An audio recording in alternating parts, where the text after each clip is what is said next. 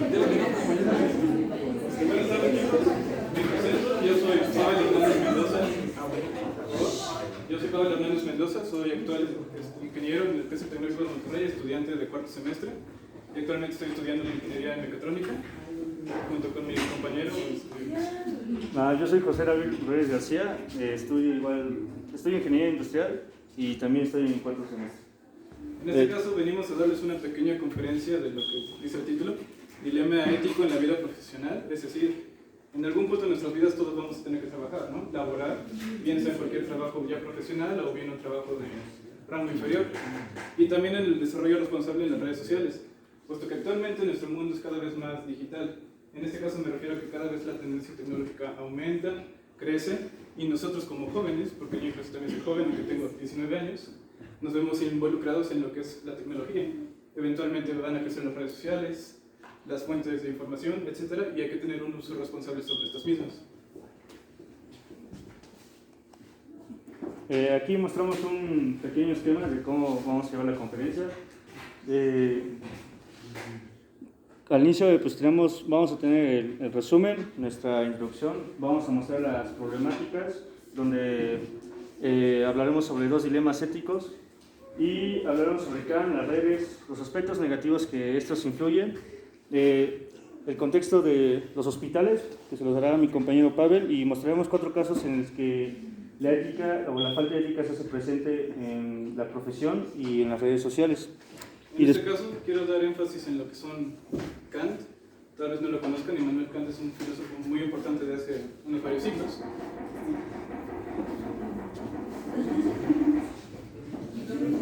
Bueno, voy a continuar. En este caso, Immanuel Kant será nuestra guía filosófica, es decir, aquella persona que nos va a guiar como lo que es cómo movernos a través de la ética, qué es lo correcto, qué es lo incorrecto, y sobre todo guiarnos por algo muy importante, lo que es el sentido del deber, en sí lo que es correcto, en contra de lo que es incorrecto, pero de acuerdo a nuestra perspectiva, y nuestro poder de voluntad por quererlo hacerlo por nuestra propia manera, por nuestro propio juicio.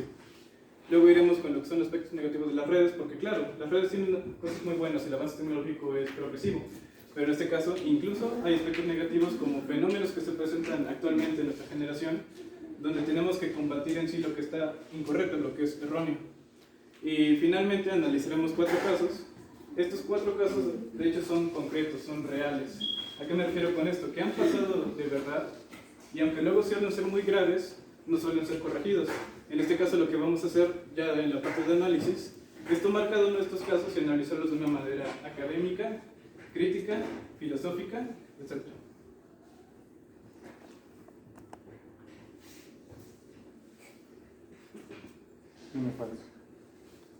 Bueno, en este caso, esta frase muy importante. Vive tu vida como si cada una de estas acciones fueran a convertirse en una ley universal. ¿A qué me refiero con esto? Si todos nos guiáramos por lo que es el sentido de lo que es correcto, entonces todas nuestras acciones eventualmente se volverían algo correcto, ¿no es cierto? No haríamos problemas, no causaríamos desastres, nos guiaríamos por lo que realmente es correcto y sobre todo nos guiaríamos por lo que es la ética. Ya que la ética, como dice este formato, se encuentra presente día a día, tanto en las acciones que consideramos cotidianas como son las redes sociales, e incluso en las decisiones que vamos a tomar en un futuro para un trabajo o un puesto.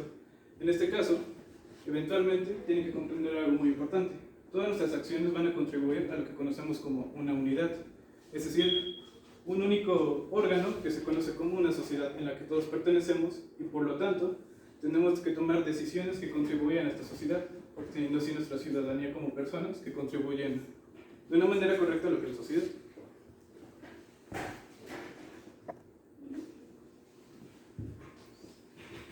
Entonces, para hacer ya un buen énfasis, si lograron ver en la parte izquierda, vamos a analizar lo que es correcto y lo que es incorrecto de acuerdo a las acciones que vamos a tomar en un ambiente profesional. Nos vamos a enfocar en un área profesional única conocida como biomédica. Para los que no conozcan el tema de biomédica, como se ve en la imagen inferior izquierda, tiene que ver con lo que son los aparatos médicos que utiliza un paciente generalmente para tener una vida digna, cuidar lo que es la salud del paciente, monitorear cómo está y finalmente hacer que esta persona salga adelante, se desarrolle como un paciente ya bien de una buena calidad de vida. Y en el segundo caso, en las imágenes laterales, las iré explicando mi compañero En el segundo caso tenemos lo que serán los dilemas éticos en las redes sociales. Como dijo mi compañero, mostraremos dos casos. Bueno, yo mostraré dos casos en que son reales y se muestra la falta de ética. Como sabemos, las TICs, por si no las conocen, bueno, creo que todos lo conocen, las TICs son las tecnologías de la información y comunicación, y estas consisten en tres subniveles que son las redes, las terminales y los servicios, y aquí nos enfocamos específicamente en las redes. Como sabemos, el mundo es cada vez más global y tenemos muchas aplicaciones como Facebook, Messenger, todos ellos, pero a veces se supone que los fundamentos o los objetivos de las TICs es la comunicación entre todo el mundo y tener un mundo globalizado. Pero, como mostraremos, no siempre es así y pues veremos la falta de ética en ellos.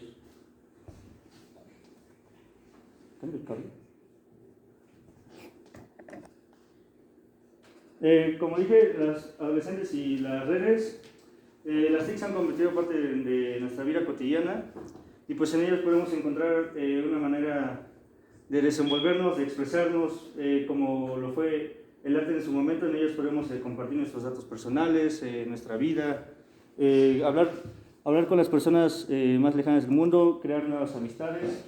Y también veremos qué es lo que hacen las redes sociales, es acortar la distancia entre personas, como dije, comunicación. También mediante varios estudios se ha mostrado que el comportamiento de una persona en la vida real o en la vida física, por decirlo de una manera, no es la misma en la vida virtual. Las redes sociales ofrecen servicios, lo que son las apps. Estas pueden venir desde Facebook, servicios de sociales, hasta servicios que son de trabajo, como Uber Eats, no sé, se me olvidó el nombre de la otra aplicación. Y ahora pasemos a lo que es la explicación de la filosofía kantiana, que la explicará mi amigo Pablo. En este caso, como les dije desde un inicio, vamos a utilizar a Kant como nuestra guía. ¿Por qué? Porque Kant, además de ser un filósofo muy importante, siempre él caracterizó al ser humano como dos criaturas. En este caso, según él, en el mundo existen dos tipos de criaturas, las naturales y las racionales. Y él clasifica, de hecho, las criaturas naturales como aquellas que se guían por lo que son los instintos, los deseos y sobre todo por la búsqueda del placer. En este caso, lo que él clasifica como criaturas racionales son aquellas que, de hecho, se guían por la razón, por lo que es bueno, por lo que es malo, por lo que el pensamiento llega a abarcar. En este caso, el único ser vivo que clasifica en esta área son el propio ser humano. Entonces, en este caso, él se cuestiona, ok, realmente si esto es real, ¿qué define lo que un ser humano debe de hacer y no hacer de acuerdo a lo que es correcto e incorrecto? En este caso, él inventa una terminología llamada imperativo categórico, que es nada más y nada menos que lo que se conoce como la prohibición de una acción. En este caso, por poner un ejemplo muy burdo, si yo quisiera matar a alguien, el hecho de que yo mate a alguien causaría dolor en esta persona y por lo tanto en todos los que se encuentran a nuestro alrededor, es decir, su familia, sus amigos, etc. Entonces, por el hecho de que yo vaya a causar por esa acción dolor ajeno, entonces el imperativo categórico se vuelve que por el hecho de que vas a causar dolor, tú no puedes hacer esta acción. ¿Ok? Entonces, de acuerdo a los imperativos categóricos, estos deben de tomar ciertas características que hagan que el imperativo categórico sea real y abarque a todo el mundo. En este caso, nada más recalcando que Kant vivió de 1724 a 1804 y hizo muchas obras muy importantes, pero siempre, y muy importante, se guió por lo último, la dignidad del hombre, con la concepción de que la obligación moral no deriva ni de Dios, es decir, ninguna religión, ni de autoridades, ni de comunidades humanas, sino siempre de la razón.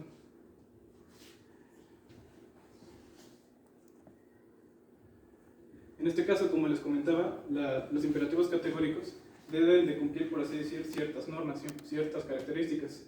Refiriéndome a la primera como universalidad, es decir, que esta imperativo categórica, esta norma moral, debe de abarcar a cualquiera, no hay excepciones, ni por ser una autoridad, ni por ser cierto tipo de persona, no hay excepciones. Referirse a seres que son fines en sí mismos, es decir, que esta ley moral va a tomar acción como un valor absoluto en cualquier criatura, no importa si es natural, no importa si es racional, es decir, no importa si es un animal, no importa si es una persona. Y por último, valer como norma para una legislación universal en un reino de los fines, es decir, que esta norma debe de ser claramente objetiva y que en todo caso va a abarcar y va a ser lo suficientemente importante para llegar a un reino futuro. Es decir, aunque la sociedad tenga cambios, como eventualmente pasa, tiene muchos cambios, esta ley moral deberá de seguir abarcando y cubriendo lo que es la sociedad. Y finalmente, quiero indicar algo muy importante. Kant afirma el último párrafo: si se tiene voluntad de poder, moralmente existirá la obligación del deber. ¿A qué me refiero con esto? Y dirigiéndonos a nuestros casos. Nosotros conocemos lo que es el área médica como un órgano, una institución que claramente debe tener normas, la mejor calidad, las mejores personas que trabajan en ellas, las mejores instalaciones, mejores equipos. ¿Por qué? Porque cuidan lo que es la dignidad humana de un individuo, de un pequeño perteneciente a la sociedad, a la humanidad. Por lo tanto, si esta institución realmente es en un plano ideal, y me refiero a un plano ideal como una persona que no ha tomado lo que es la impureza y tomándolo sobre su trabajo, entonces esta institución, este órgano y sobre todo esta persona debe de ser moralmente correcta. Es decir, siempre ve por los demás, no se preocupa por su propio bien o por sus propios beneficios, sino que se preocupa siempre por lo que debe de hacer. En este caso, yo les cuestiono a ustedes, público, si esto es cierto, ¿por qué aún así persisten los casos de inmoralidad? Y si esto es cierto y persisten, ¿dónde queda la dignidad humana del paciente? Y sobre todo, ¿qué le va a pasar al paciente que necesita ayuda? Ahora pasaremos a los aspectos negativos de las TICs o de las redes sociales.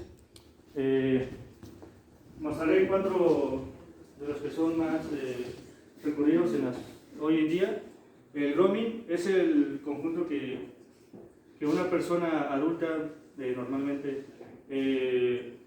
invita o agrega a un niño y tiene 3 pasos para llegar a ello.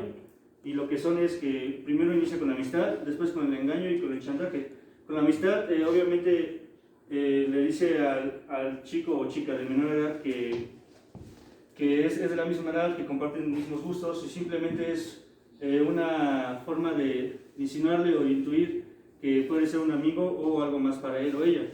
Después tenemos lo que es el engaño, donde en este normalmente luego citan al chico y él va y se da cuenta, o por otros medios se da cuenta que no es la persona que dice ser. Y en el engaño puede haber desde lo que son conversaciones o imágenes o fotos privadas de la persona afectada, y con eso llega lo que es el chantaje, que puedes venir desde las frases de que si no le envía más, las publicaré en alguna red social. Después tenemos lo que es la ciberacción o conducta a internet. Esta es, bueno, hoy en día igual y no la vemos muy seguida. Todos somos adictos a los celulares, como se dan cuenta. Desde que nos despertamos vemos la hora, vemos nuestras aplicaciones, los mensajes, y estos tienen varios aspectos. Se pueden dar cuenta si son adictos o no al internet o a las tecnologías, desde el punto de que acá estás en constante checking con tu teléfono, notificaciones, WhatsApp, incluso ver si aparecen las 2 palomitas, si te dejó en visto. También esto no solo se expresa en los teléfonos, también se puede ver en los videojuegos, ya sea plataformas como Xbox, PlayStation.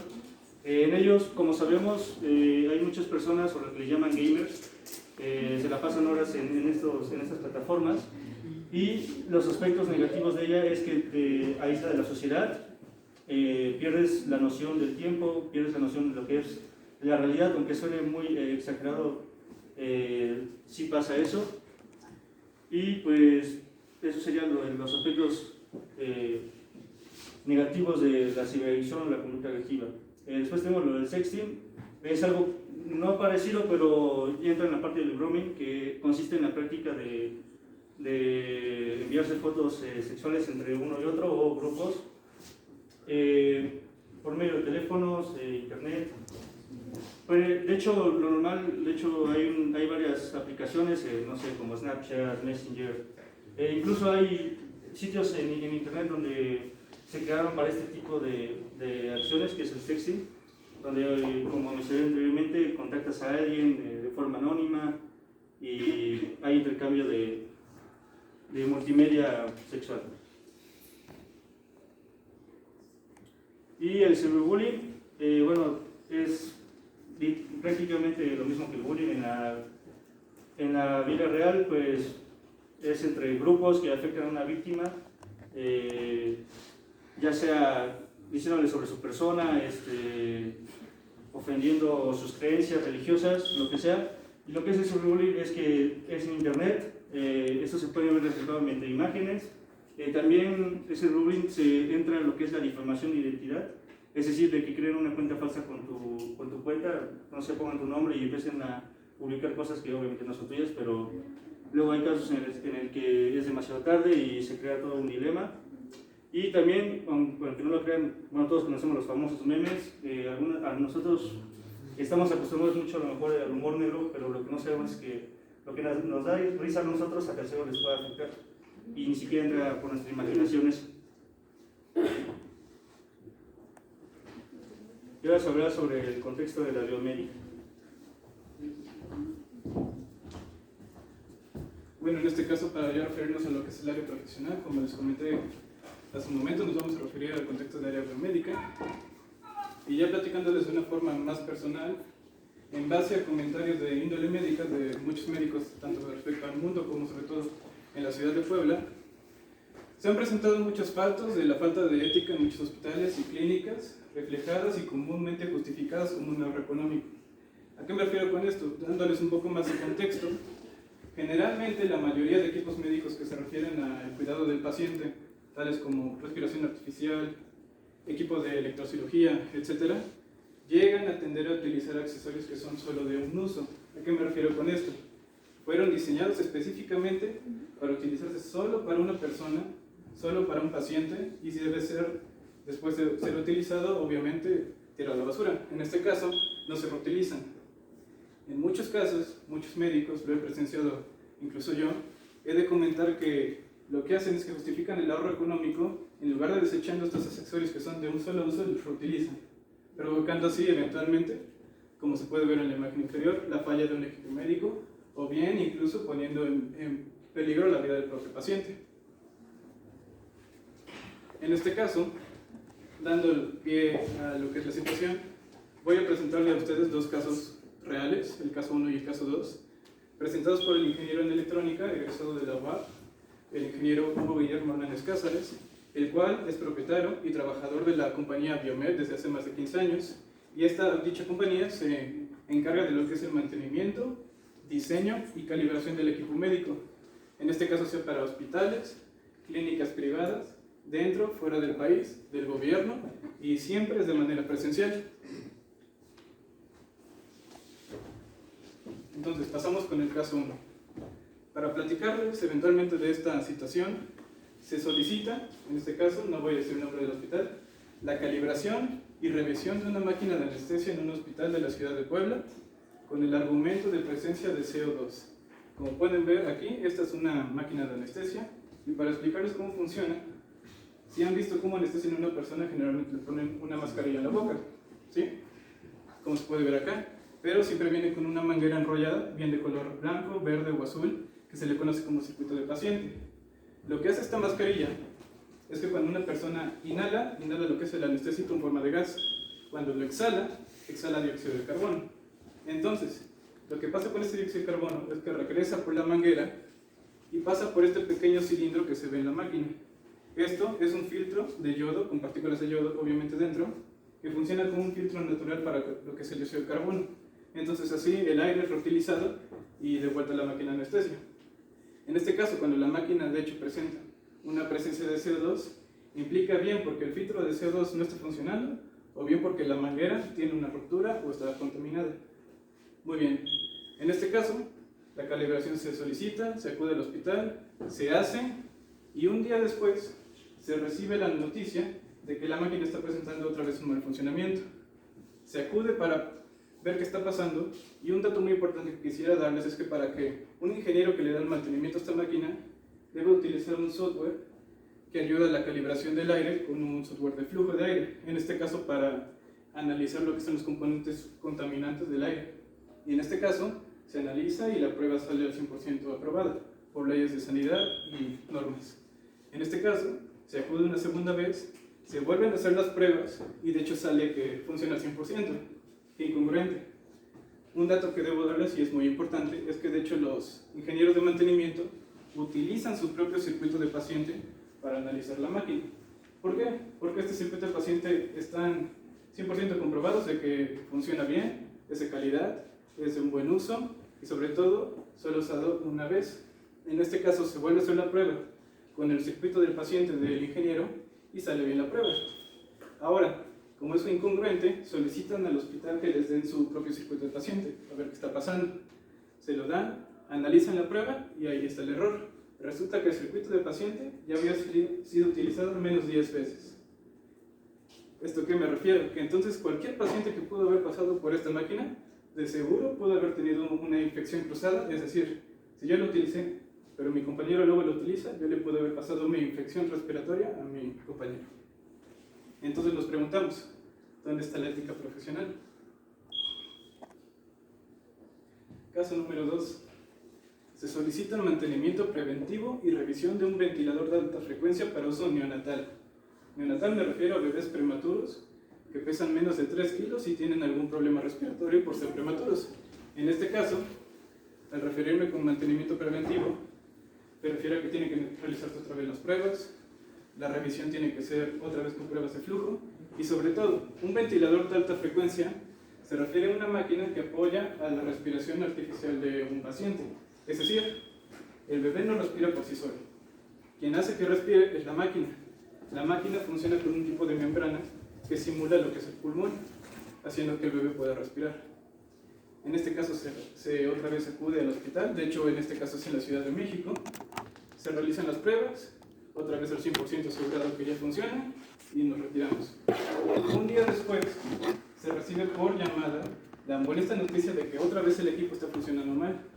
Y de hecho, por la distancia de que es en Ciudad de México-Puebla, 2 horas de distancia, nos referimos a que se intenta dar la revisión por medio del teléfono para agilizar las cosas, porque generalmente las máquinas suelen ser utilizadas con alta frecuencia o ser demandadas por citas de pacientes.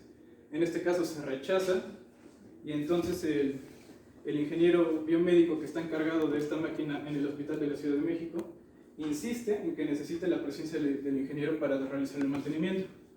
De una manera se acude en el menor tiempo posible y antes se realiza una pregunta: ¿cómo está el circuito del paciente? Si es nuevo, en qué condiciones se encuentra, y resulta que el ingeniero biomédico asegura que está en buen estado, que ha sido de un solo uso. ¿Ok? Se acude, se realizan las pruebas otra vez y resulta que esto era falso. El circuito de paciente estaba mal armado. ¿A qué me refiero con esto? Si un circuito de paciente es nuevo, implica que desde fábrica ya venía armado. Y si está mal armado es una incongruencia. ¿Esto qué significa? Bueno, podemos inferir que este circuito de paciente fue utilizado más de una vez. En este caso, ahora ponemos la situación todavía más grave. Ahora no solo estamos poniendo la vida de un paciente en peligro, sino incluso de un bebé prematuro. Y de hecho nos preguntamos también de una manera ya más ética, ¿qué están pensando lo que son los ingenieros biomédicos o bien los encargados de esta máquina al aún así reutilizar lo que son los circuitos de paciente, que va completamente en contra de las normas de sanidad?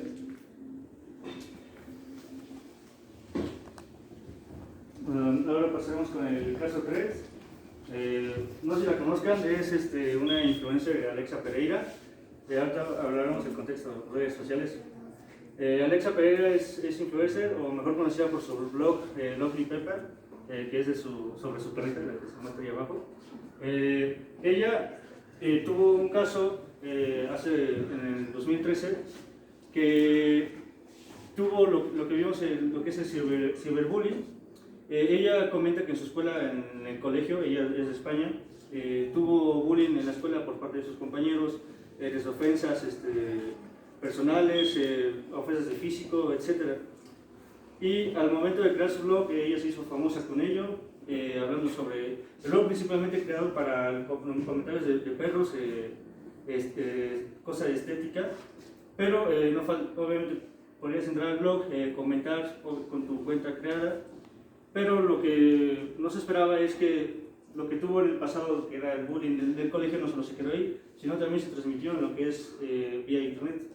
ella empezó a recibir mensajes de odio desde como dije, su odio otra vez se repitió desde afectos físicos, sobre su perrita, sobre su familia, sobre que no era alguien para poder ser famosa, etc.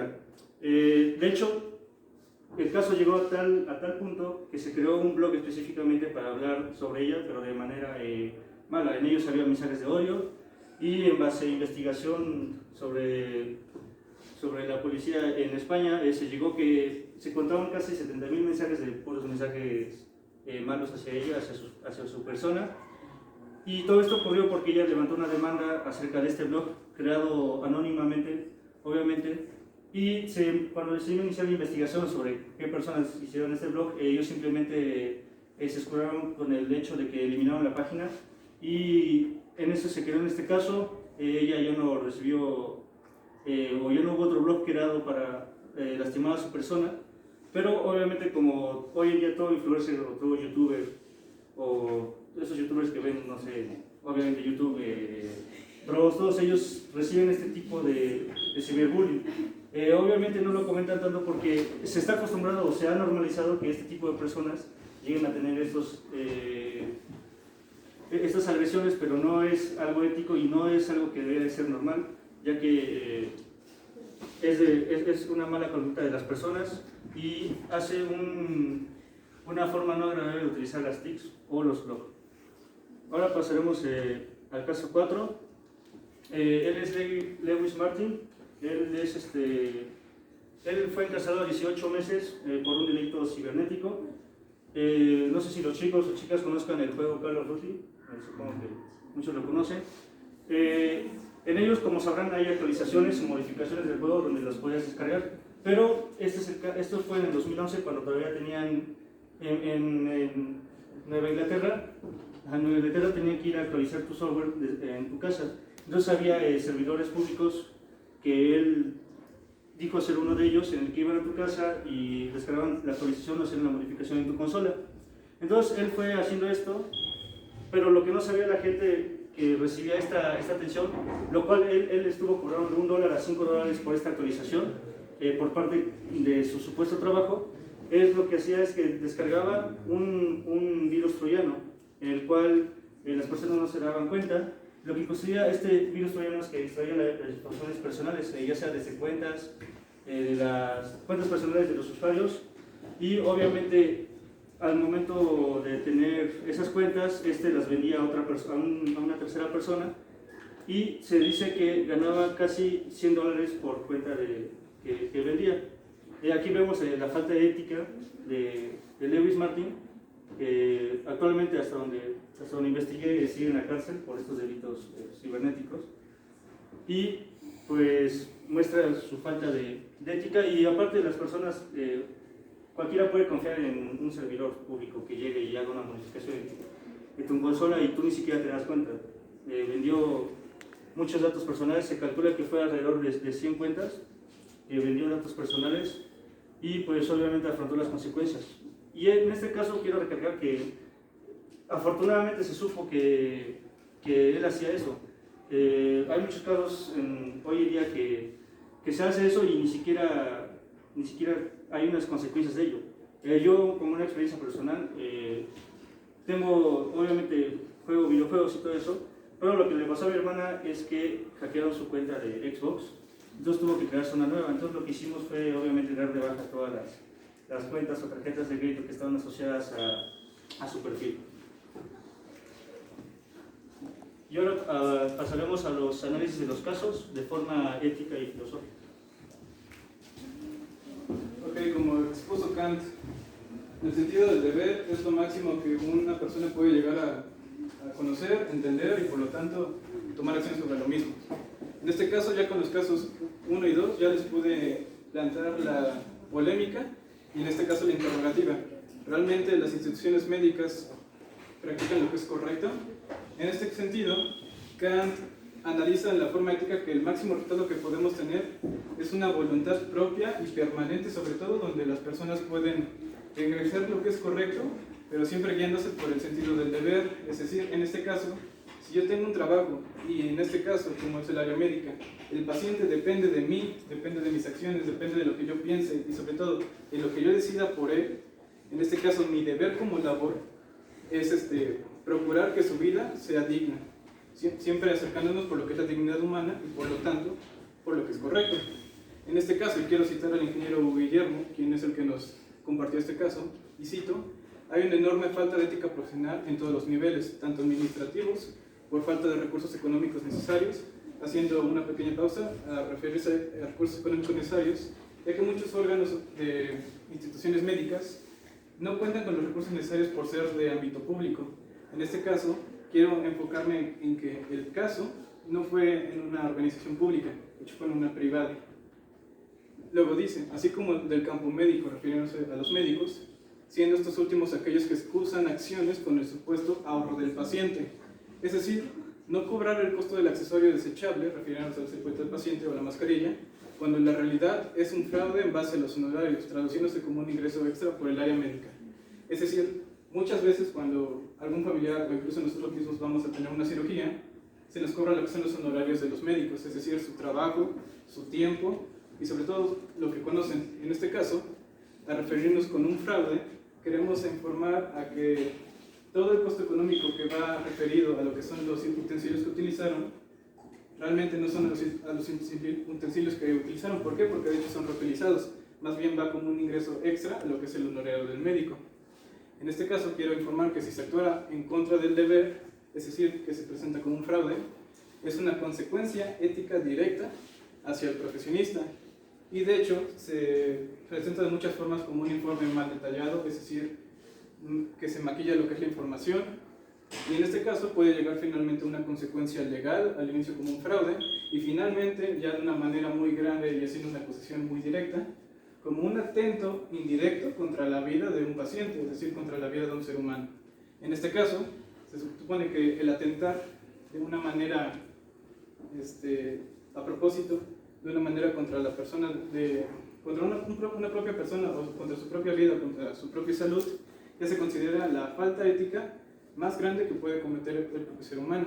Y en este caso no nos referimos a cualquier ser humano, ya que puede ser cualquier niño, mujer, hombre, bebé, anciano, sino que la víctima será será víctima de la imprudencia o la responsabilidad del propio médico o del propio honorario que esté haciendo su labor.